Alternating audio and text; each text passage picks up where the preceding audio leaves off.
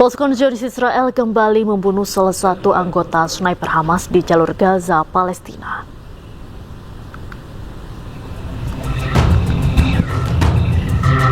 Omar Ahmad Abu Qasim merupakan salah satu anggota sniper Hamas. Sepanjang perang, Omar terlibat dalam pelaksanaan rencana penyerangan terhadap Zionis Israel di Gaza. Selain itu, Zionis Israel mengklaim bahwa Hamas telah melanggar kesepakatan gencatan senjata.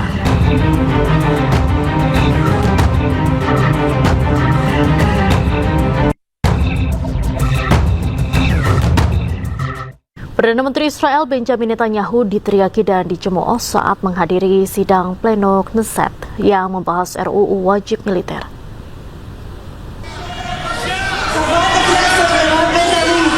Suasana sidang pleno Knesset memanas ketika sejumlah anggota oposisi meneriakkan kata memalukan dan pergi kepada Perdana Menteri Israel Benjamin Netanyahu.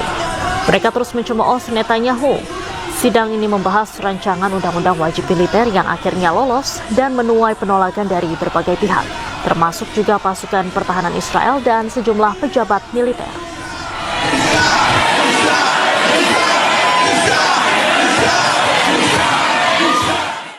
Perdana Menteri Israel Benjamin Netanyahu menegaskan Israel sedang berupaya mencapai kemandirian yang lebih besar dalam produksi senjata, serta mereka juga memperingatkan Iran terhadap serangan apapun di masa mendatang. Israel kini sedang bergerak menuju produksi senjata independen. גם אנחנו עשינו רוויזיה יסודית בתורת הביטחון שלנו. יומיים לאחר מתקפת ה-7 באוקטובר והטבח הנורא, הבטחתי שנשנה את פני המזרח התיכון. ואכן שינינו את כללי המשחק במזרח התיכון. אין יותר הכלה של איומים. אין יותר צבאות טרור בגבולותינו. יש אזורי חיץ שיצרנו בעומק השטח של שכנינו. עוטף עזה ובתוך עזה. עוטף לבנון ובתוך לבנון. עוטף גולן בתוך סוריה. שינינו את האזור, אבל לפני הכל שינינו את עצמנו. שברנו את מחסום הפחד שהיה לעולם כולו במשך 47 שנים, מאז מעשה המחטף של איראן על ידי קבוצת הבריונים התיאולוגיים הללו. איש לא העז לתקוף את איראן בשטחה, זולת סדאם חוסיין לתקופה קצרה. אבל אנחנו העזנו. עוד איך העזנו. הוכחנו שלא נהסס לתקוף בעוצמה בכל מקום את מי שיניף ידו עלינו. הרוויזיה, שינוי הסדר הישן, מתבטאת גם במהלכים לכינון בריתות. בזכות הטיפוח העקבי של עוצמתנו, מדינות שונות מחפשות את קרבתנו. זה שיתוף פעולה שמתחזק בינינו, לא לאור הזרקורים, אבל הוא מתרחש, ולא עם מדינה אחת, יותר ממדינה אחת ושתיים, וזה פותח גם את הפתח העתידי לנורמליזציה ושלום. Sebuah kapal kargo bertabrakan dengan kapal lain hingga tenggelam di Selat Hormuz. 23 awak kapal berhasil dievakuasi dengan selamat. Akibat tabrakan ini, kapal kargo bernama Luni terbelah jadi dua dan tenggelam di Selat Hormuz. Tim penyelamat langsung mengevakuasi para awak kapal, sebanyak 23 orang, dan dibawa ke Pulau Qashm. Penyebab kecelakaan masih diselidiki.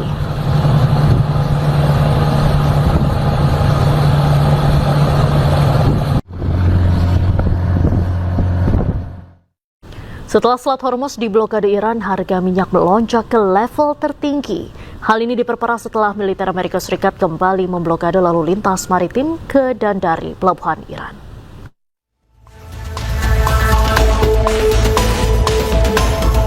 Sejumlah kapal-kapal masih tertahan di Selat Hormuz setelah Iran kembali membatasi lalu lintas di salah satu selat tersibuk di dunia ini. Kondisi di perairan kawasan Timur Tengah semakin memburuk setelah militer Amerika Serikat kembali memblokade lalu lintas maritim ke dan dari pelabuhan Iran. Akibat penutupan ini, harga minyak mentah dunia melonjak ke level tertinggi dalam 4 minggu dan diperkirakan akan terus naik jika konflik Iran dengan Amerika terus berlanjut. Sementara itu, Presiden Amerika Serikat Donald Trump membatalkan biaya 20% tarif bagi kapal-kapal di Selat Hormuz dan menggantinya dalam bentuk kerjasama perdagangan serta investasi dengan negara-negara Teluk. Trump sendiri sebenarnya menegaskan tidak suka dengan konsep penarikan biaya di Selat Hormuz.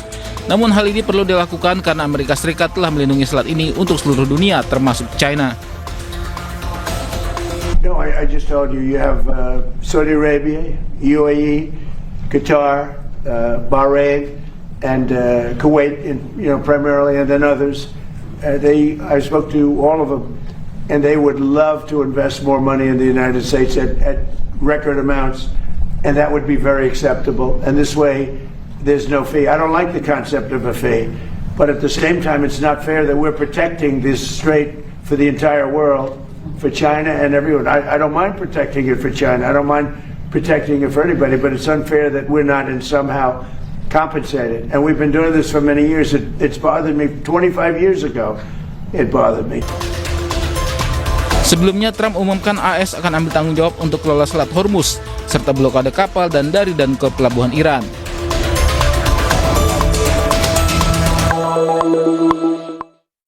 Pemirsa, pemerintah Iran mengundang Presiden Prabowo Subianto mengunjungi Teheran. Hal itu disampaikan Ketua MPR Ahmad Muzani setelah pulang dari Iran untuk hadiri pemakaman Ayatollah Ali Khamenei.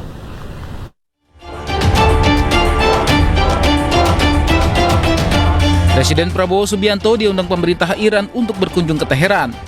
Hal itu disampaikan Ketua MPR Ahmad Muzani saat kemarin berkunjung ke Iran untuk menghadiri pemakaman mantan pemimpin tertinggi Iran, Ayatollah Ali Khamenei. Muzani memastikan undangan telah diterima oleh Presiden, namun belum mengetahui respon Presiden terhadap undangan tersebut.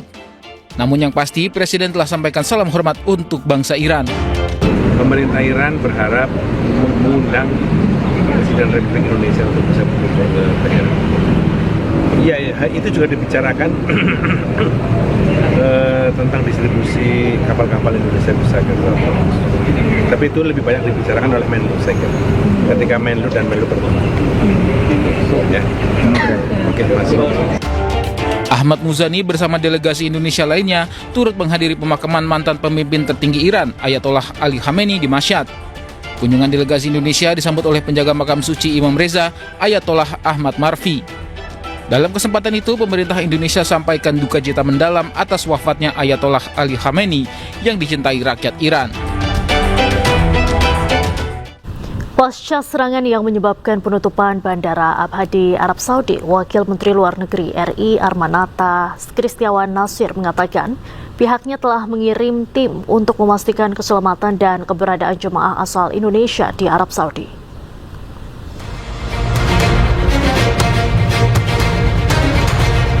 Untuk memastikan keselamatan dan keberadaan jemaah umroh asal Indonesia, Wakil Menteri Luar Negeri Armanata Kristiawan Nasir mengatakan bahwa saat ini pihaknya telah mengirim tim.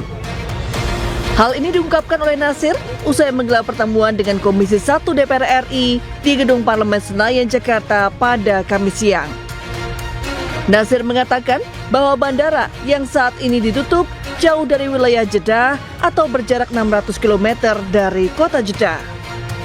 Meski begitu, pemerintah saat ini tengah mengirim tim untuk memastikan kelompok WNI maupun jemaah umroh di sekitar Bandara Abha. Jadi WNI yang sedang umroh itu, bandara yang ditutup itu sebenarnya bukan bandara di Jeddah. Jadi itu bandara sekitar 600 km dari Jeddah. KJRI telah menugaskan satu orang untuk ke bandara itu untuk melihat apakah ada WNI atau kelompok WNI yang terdampak di situ. Ia juga memastikan meskipun eskalasi konflik di Timur Tengah kembali memanas, hingga saat ini pihak Kementerian Luar Negeri belum menerima laporan jemaah Indonesia yang terdampak. Dilaporkan sebelumnya, Bandara Abha di Arab Saudi meledak akibat terkena serangan yang diklaim oleh kelompok Houthi pada Senin lalu. Dari Jakarta, Dia Setiawan, Oki Mahendra, iNews melaporkan. Demikian breaking news kali ini pemirsa, selanjutnya Anda bisa menyaksikan program Realita bersama rekan Reni Arumsari. Saya Diandra Mukni pamit undur diri, terima kasih, sampai jumpa.